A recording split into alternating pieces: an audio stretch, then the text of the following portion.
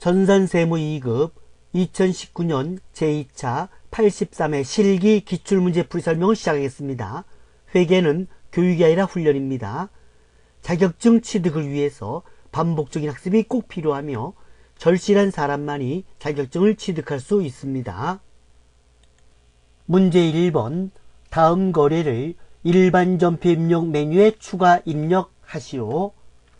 1월 19일 거래처인 주식회사 바른유통의 외상 매입금 5천만원 중 4,900만원은 당사 발행 당좌 수표로 지급하고 나머지 금액은 면제받았다. 외상 매입금이라는 부채가 감소하고 당좌 수표를 발행하면 당좌 예금이라는 자산이 감소하고 채무를 면제받았습니다. 채무를 면제받으면 채무 면제 이익이라는 수익이 발생을 합니다. 외상 매입금에 대해서 거래처 코드를 입력해야 합니다. 2월 21일 하나 주식회사로부터 차입한 장기 차입금의 이자 비용 200만원을 지급하면서 원천 징수세액 상당액 55만원을 차감한 금액을 현금으로 지급하였다. 단 이자 비용에 대한 원천 징수세율은 27.5%로 가정한다. 이자 비용을 지급하니까 차변엔 이자 비용이라는 비용이 발생을 하고 원천 징수하는 금액은 예수금으로 처리합니다. 금액은 200만원 곱하기 0.275 해서 55만원이고 차감한 잔액은 현금으로 지급했습니다.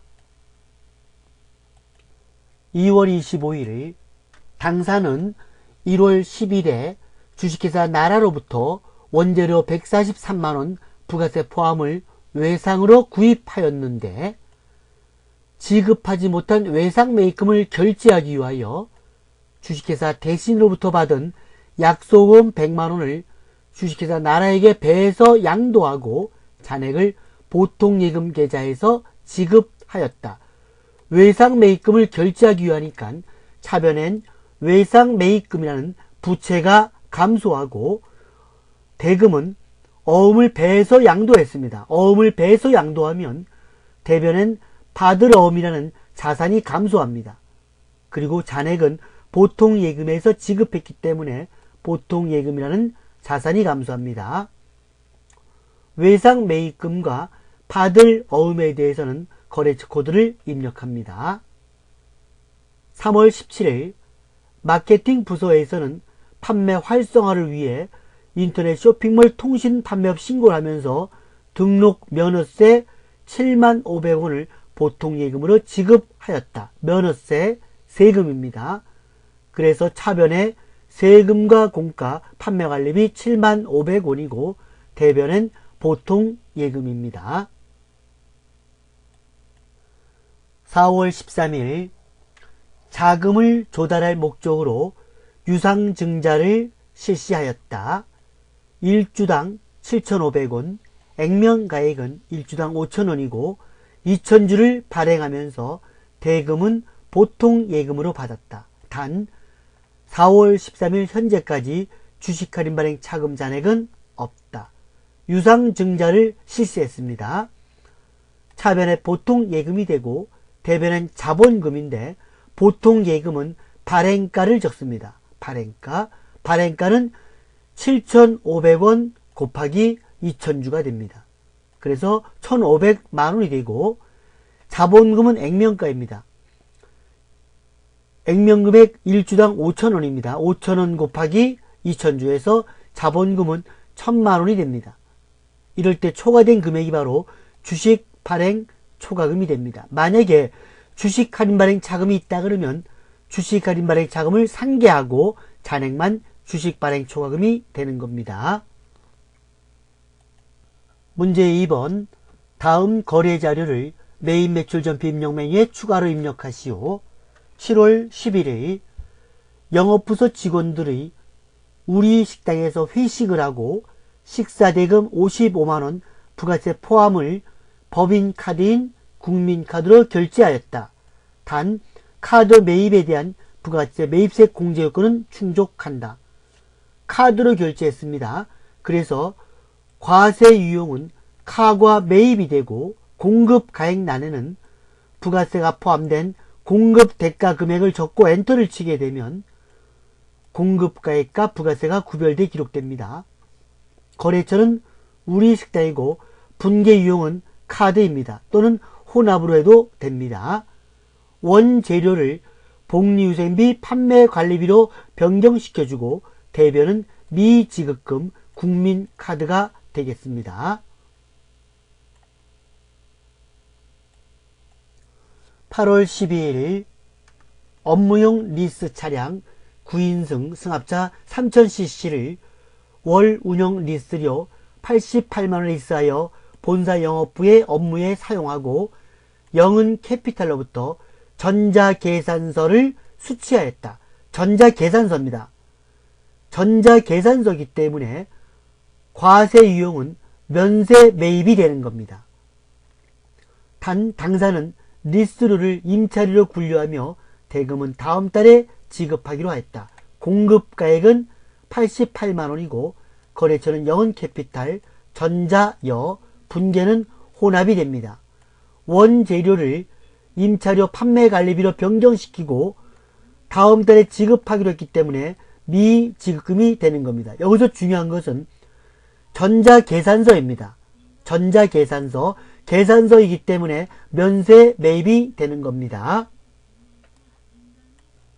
8월 23일 당사는 제품 1000개를 개당 15,000원 부가세 별도의 주식회사 모두 상사에게 판매하고 전자세금 계산서를 발급하였다. 과세 매출입니다. 이와 관련하여 대금 중 20%는 보통 예금 계좌로 받고 나머지는 외상으로 했다. 분계 유형은 혼합입니다. 공급가액은 1,500만원, 부가세 150만원, 거래처 주식회사 모두 상사고 전자세금 계산서를 발급했기 때문에 전자여를 표시합니다. 그리고 20%는 보통 예금 계좌로 받았기 때문에 보통 예금 330만원이 되고 나머지는 외상 매출금으로 처리하면 되겠습니다. 9월 4일 수출업체인 주식회사 한국의 제품을 같은 날짜로 받은 구매 확인서에 납품하고 다음의 영세율 전자세금 계산서를 발급하였다. 대금은 전액 현금으로 받았다. 영세율 전자세금 계산서를 발급하게 되면 과세 유형은 영세 매출이 됩니다. 영세 매출이고 대금은 현금 받았기 때문에 분계 유형은 현금이 됩니다. 공급가액은 2천만원입니다. 그리고 부가세는 0원이고 거래처는 주식회사 한국, 전자세금 계산서니까 전자여입니다. 영세 매출은 영세율 구분이 3번이 되겠습니다. 분계는 자동으로 형성이 되겠습니다. 9월 30일 공장 부지로 사용할 목적으로 토지를 매입하는 과정에서 법무사 수수료 100만원, 부가세 별도가 발생되어 당사 발행 약속 어음으로 지급하고 종이 세금 계산서를 수취하였다. 토지 관련 매입세액은 불공 매입입니다. 토지가 면세이기 때문에 이 면세품에 관련된 매입세액은 불공 매입으로 처리합니다. 그래서 과세 유형은 불공 매입이 되고 공급가액은 100만원, 부가세 10만원, 거래처는 장인긴 법률사무소고 종이 세금 계산서이기 때문에 전자의 여 표시를 하면 안됩니다. 그리고 분계는 약속어음을 발행했기 때문에 혼합이 됩니다. 그러나 지급어음은 아닙니다. 지급어음이 되려면 상품을 매입하거나 원재료를 매입했을 때만 지급어음이고 나머진 미지급금입니다. 불공 매입이면서 불공제 사유는 토지의 자본적 지출 관련이 됩니다. 원재료를 토지로 바꿔주고 대변은 미지급금이 되는 겁니다. 다시 얘기합니다. 약속어음으로 지급했다고 지급어음이 아닙니다. 지급어음은 상품을 매입하거나 원재료를 매입할 때만 지급어음이고 나머진 다 미지급금으로 처리합니다. 문제 3번 부가가치세 신고와 관련하여 다음 물음에 답하시오. 1번 다음의 자료를 이용하여 일기 확정 신고 기간에 공제받지 못할 매입색 명세서 중 공통매입색 정산 내역 탭을 작성하시오. 기존에 입력된 데이터는 무시할 것. 일기 확정 신고 기간이기 때문에 공통매입색 정산이 되겠습니다. 당사는 과세 및 면세 사업을 영위하는 겸용 사업자이고 아래 제시된 자료만 있는 것으로 가정한다. 일기 예정 신고 시에 반영된 공통매입색 불공제분은 375만원이며 예정 신고는 적법하게 신고되었다. 일기 과세 기간에 대한 공급가액은 다음과 같으며 공통매입색 안분계산은 공급가액 기준으로 한다. 9번은 일기 예정 신고기간, 일기 확정 신고기간 나와 있습니다. 먼저 공통매입세액입니다. 공통매입세액이 일기 예정 신고기간에는 1000만원이고 일기 확정 신고기간에는 800만원입니다. 그래서 두 개를 더해서 총 공통매입세액은 1800만원이 되겠습니다. 총 공급가액은 일기 예정 신고 기간에 과세 및 면세가 4억이고 일기 확정 신고 기간에는 3억 5천입니다. 그래서 두 개를 더하게 되면 총 공급가액은 7억 5천이 되겠습니다. 면세 공급가액은 여기 일기 예정 때 1억 5천, 일기 확정 때 1억 5천 더해서 3억이 되겠습니다. 그러면 면세 비율과 불공제 매입세 조액은 자동으로 산출이 되는 겁니다. 그리고 일기 예정 신고 때 한 기불공제 매입세액은 여기 375만원 나와 있습니다. 그래서 기불공제 매입세액 375만원 입력하면 일기 확정 때 불공제 매입세액은 345만원이 자동으로 산출이 됩니다. 그래서 예정 신고 때는 안분 계산을 하고 확정 신고 때는 정산을 하는 겁니다. 부가가치에 공제받지 못할 매입세 명세서를 클릭합니다. 일기 확정이니까 0406 확정 신고기 때문에 안분 계산이 아니고 공통매입세액 정산 내역이고 1번에 당해 과세 기간에 공급가액 기준을 선택합니다. 아니요. 9번은 빼고 총 공통매입세액은 1800만원입니다.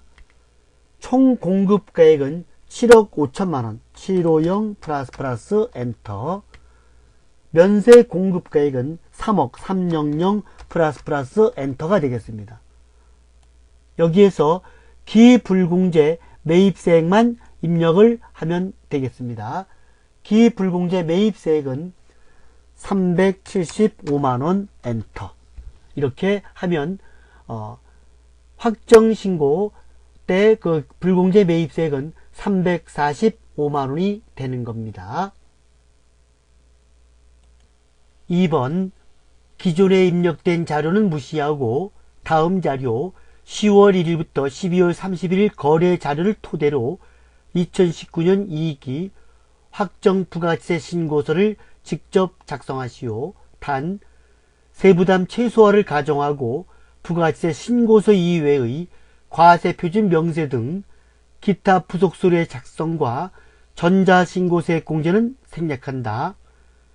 제시된 자료 이외의 거래는 없는 것으로 가정하며 당사는 사업자 단위 사업자 그리고 총괄 납부 사업자가 아니다. 여기서 사업자 단위 사업자라는 것은 뭐냐 하면 동일한 사업자가 여러 사업장을 운영할 때 하나의 사업자 등록증으로 부가세를 신고하고 납부를 할 수가 있는 것이 사업자 단위 사업자입니다.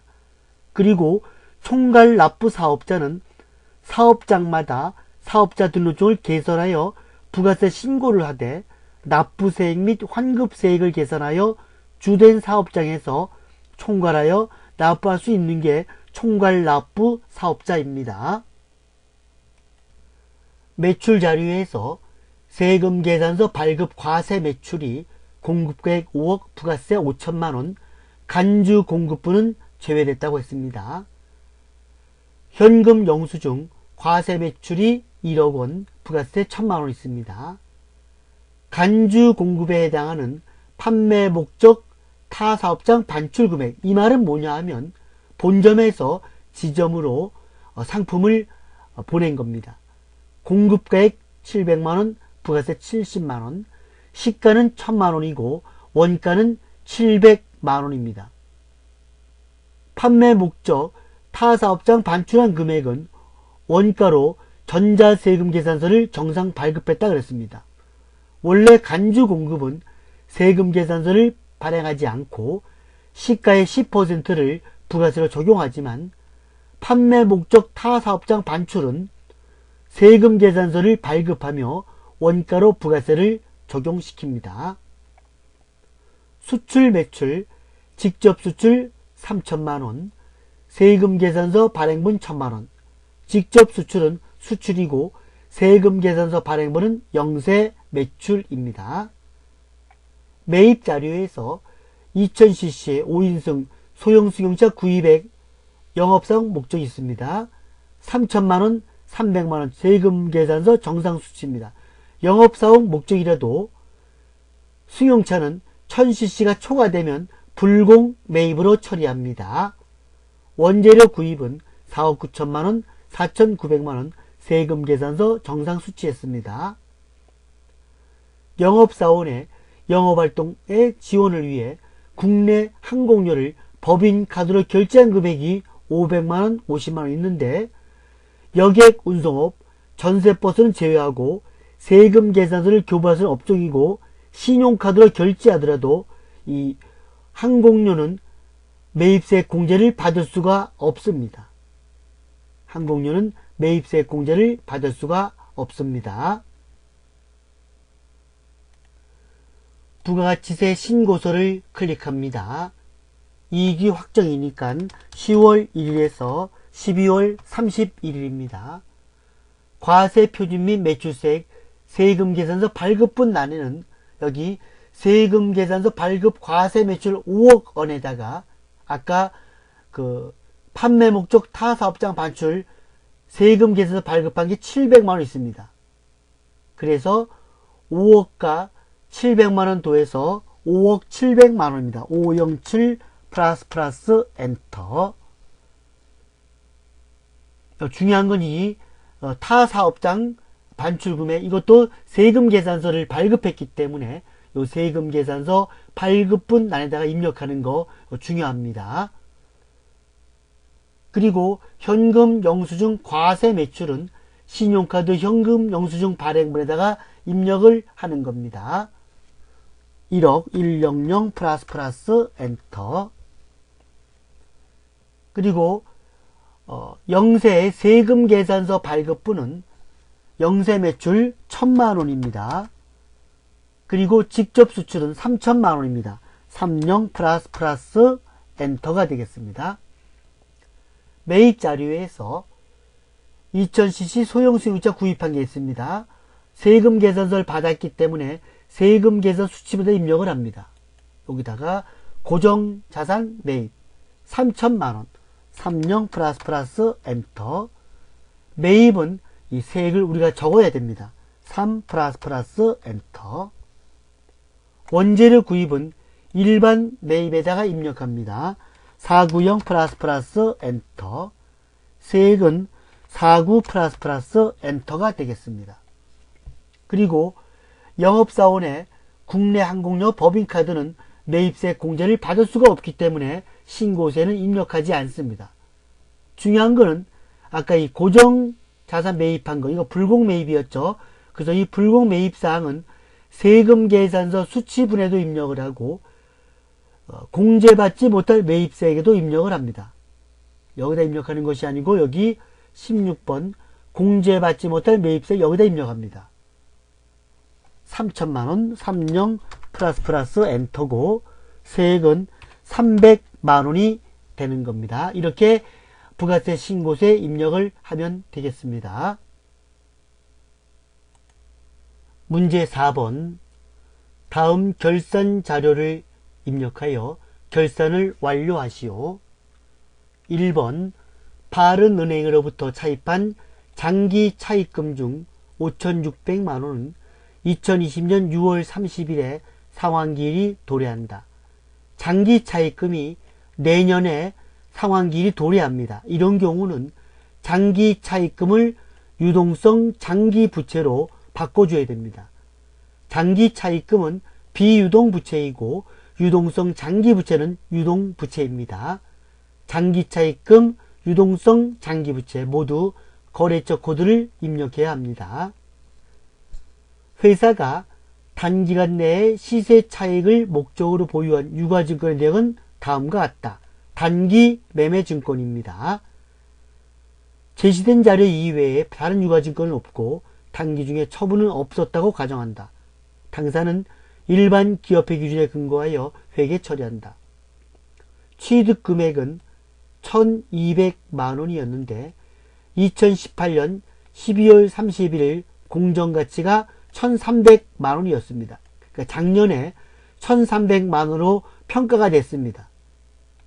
그리고 올해는 1,250만원입니다. 그래서 1,300만원이 장부가액인데 이 장부가액에서 올해 1,250으로 평가됐기 때문에 50만원만큼 가치가 하락됐습니다. 그래서 차변에 단기 매매증권 평가손실, 대변엔 단기 매매증권이 되는 겁니다. 수동분계입니다. 3번 다음의 유형자산에 대한 감가상각의 내역을 결산에 반영하시오. 개정 과목은 공구와 기구, 차량 운반구인데 공구와 기구는 제조 공장에서 사용했고 125만원입니다. 차량 운반구는 영업부서 업무용으로 사용했고 350만원입니다. 이 유형자산에 대한 감가상각비는 자동 결산으로 결산자료 입력 메뉴에 입력을 하고 나중에 전표 추가 버튼을 클릭합니다.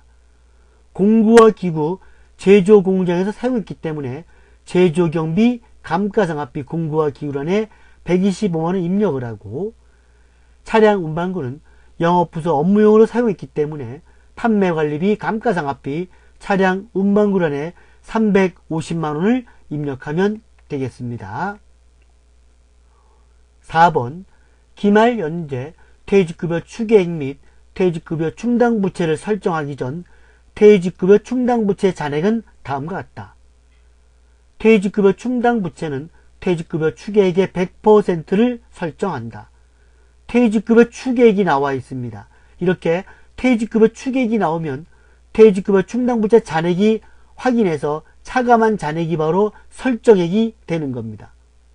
그래서 생산직은 추계액 4천만원에서 퇴직급여 충당부채 1,500만원을 빼면 2,500만원이 되고 본사 사무직은 2천만원에서 900만원을 빼면 1,100만원입니다.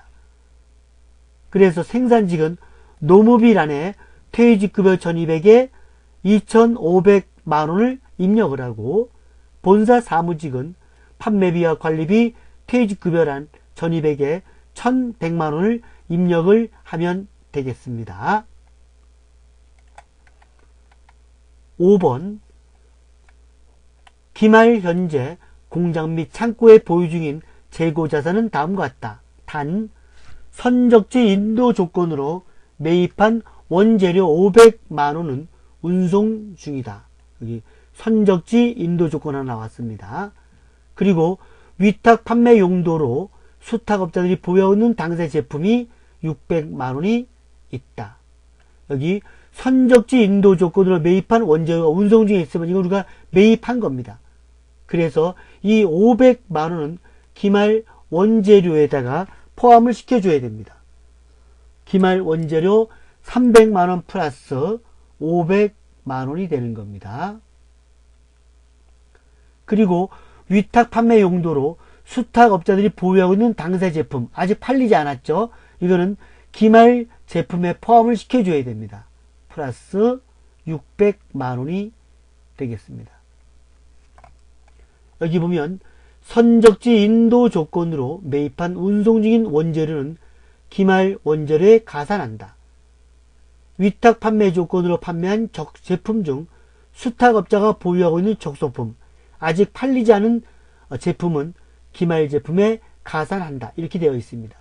그래서 기말 원재료는 800만원이 되고 기말 제공품 700만원, 기말 제품은 1400만원으로 자동 입력을 하면 됩니다. 그래서 1번과 2번은 수동은 일반 전표 12월 31일에 입력을 하고 3번, 4번, 5번 자동은 결산 자료 입력에 입력한 다음에 전표 추가 버튼을 클릭을 하면 결산이 완성되는 겁니다. 문제 5번 2019년 귀속 원천징수 자료와 관련하여 다음 물음에 답하시오. 1번 다음 자료를 이용하여 수원산업 주식회사의 생산직 근로자인 정희석 4번 101번의 5월분 급여자료 입력과 원천징수 이행상 신고서를 작성하시오. 단 전월 미환급 세액은 15만원이며 급여 지급일은 매월 말일이다. 수당 등록 및 공제 항목은 불러온 자료는 무시하고 아래 자료에 따라 입력하며 사용하는 수당 이외의 항목은 부로 체크하기로 한다. 원천징수 이행상 신고서는 매월 작성하며 정희석 씨의 급여 내용만 반영하고 환급 신청은 하지 않기로 한다. 급여가 나와 있습니다. 기본급, 식대, 자가운전 보조금, 야간 근로수당, 교육보조금 해서 급여가 230만원이고 지급일은 5월 30일, 소득세 17,000원, 지방소득세, 국민연금, 건강보험, 장기요양보험, 고용보험 등 공제 합계는 18만 1,060원으로 지급 총액은 211만 8,940원입니다. 식대, 당 회사는 현물 식사를 별도로 제공하고 있다. 이런 경우 이 식대는 비과세가 아니고 과세입니다.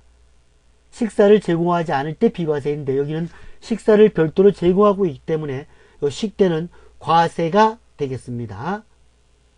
자가운전 보조금, 당사는 본인 명의의 차량을 업무 목적으로 사용한 직원에게만 자가운전 보조금을 지급하고 있으며 실제 발생된 교통비를 별도로 지급하지 않는다. 교통비를 지급하지 않기 때문에 자가운전 보조금은 비과세가 맞습니다.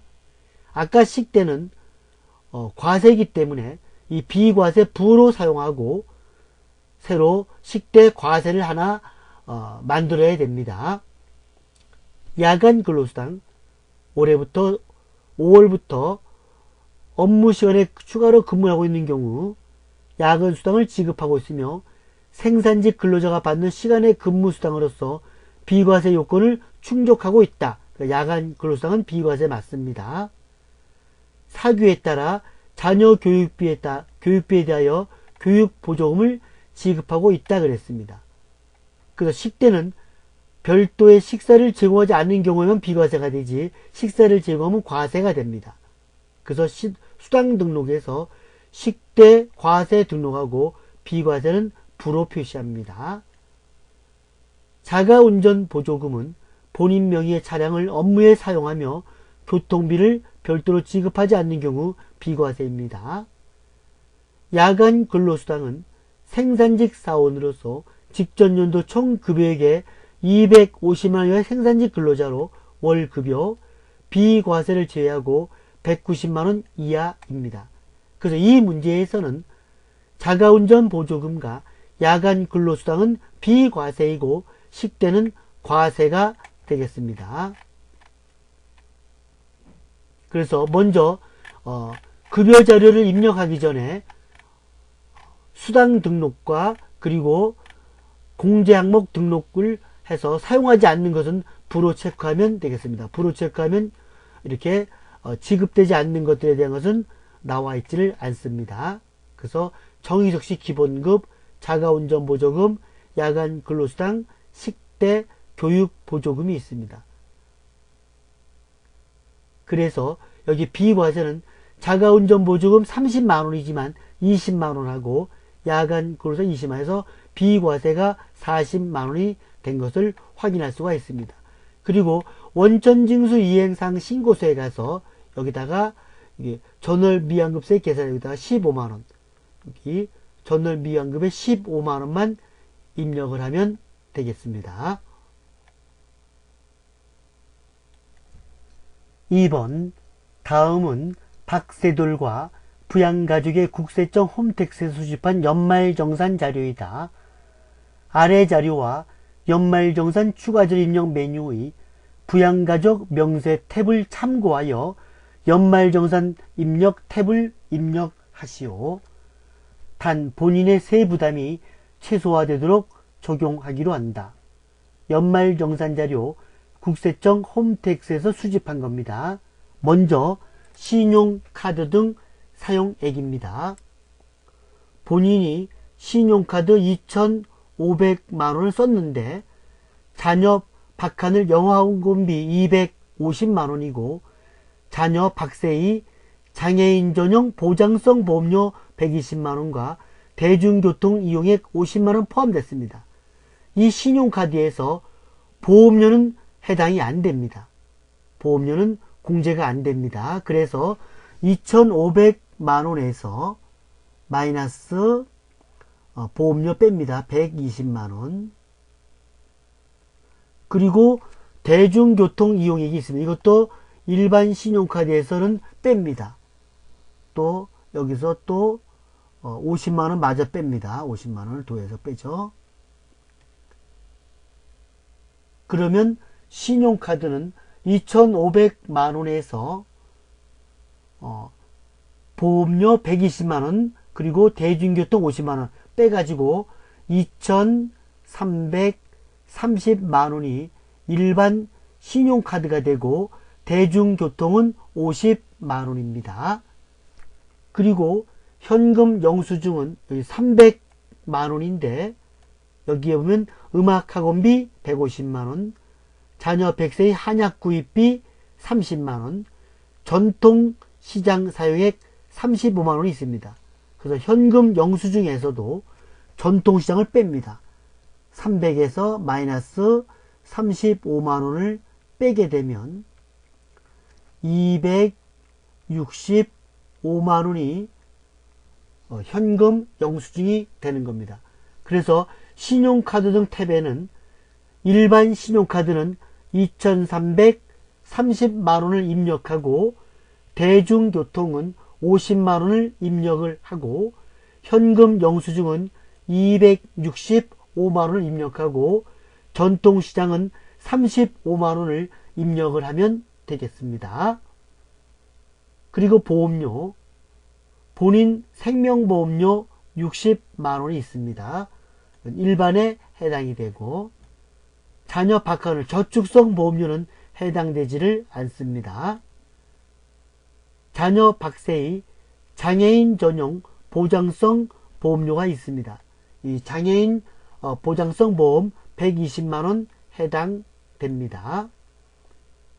그리고 의료비는 부친이 건강증진 목적 의약품비, 건강증진 목적은 의료비 공제를 받을 수가 없습니다. 본인 콘택트 렌즈 구입비 70만원인데 콘택트 렌즈는 한도가 50만원입니다. 그래서 70만원을 쓰면 안 되고 여기다가는 50만원을 입력을 하는 겁니다. 콘택트 렌즈 구입비는 50만원. 그리고 자녀 박세희 질병 예방 의료비 130만원이 있습니다. 근데 아까 박세희가 장애인이었습니다. 장애인. 자녀 박세희 장애인이죠. 그래서 이거는 장애인에 입력을 합니다. 장애인 나이에다가 130만 원을 입력을 하면 되겠습니다. 교육비는 배우자 대학교 교육비 500만 원, 자녀 박하늘 초등학교 수업료 320만 원, 체험학습비 30만 원 포함, 영어학원비 250만 원, 박세돌의 신용카드 사용에 포함됐다. 자녀 100세의 음악학원비 150만 원이 있습니다. 먼저 교육비, 배우자 대학교 교육비 500만 원 해당됩니다. 자녀 박하늘 초등학교 수업료 320만원 체험학습비 포함해서 해당됩니다. 영어학원비는 해당되지 않습니다.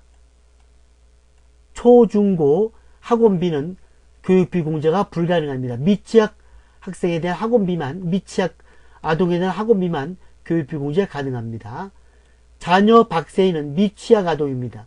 미취학 아동의 음악학원비 150만원은 교육비 공제가 가능합니다. 그래서 교육비는 배우자 대학교 교육비, 초등학교 수업료와 취학 전 아동 학원비는 공제 대상으로서 500만원, 320만원, 150만원을 입력하면 되겠습니다. 기부금 본인, 대한적십자사 기부금 36만원은 법정 기부금란에다가 36만원을 입력을 하면 되겠습니다.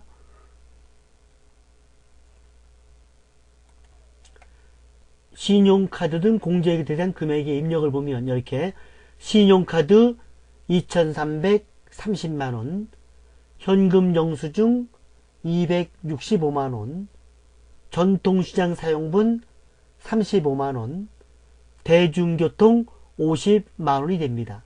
그리고 의료비도 여기 본인 아까 50만원이 있었고, 그리고 장애인의 130만원이 있었습니다. 그리고 보험료는 여기 보장성 보험 일반에 60만원이 있었고, 장애인의 120만원이 있었습니다. 그리고 교육비는 여기 취학 전 아동의 아까 150만원 있었고, 초등학생 320만원 있었고, 배우자 대학생 500만원이 있었습니다. 기부금은 대한적십자사 기부금은 이 법정 당해 기부금 난에다가 36만원을 입력을 하면 되겠습니다. 이상으로 제83회 전산세무 2급 실기 기출문제 풀이 설명을 마치겠습니다.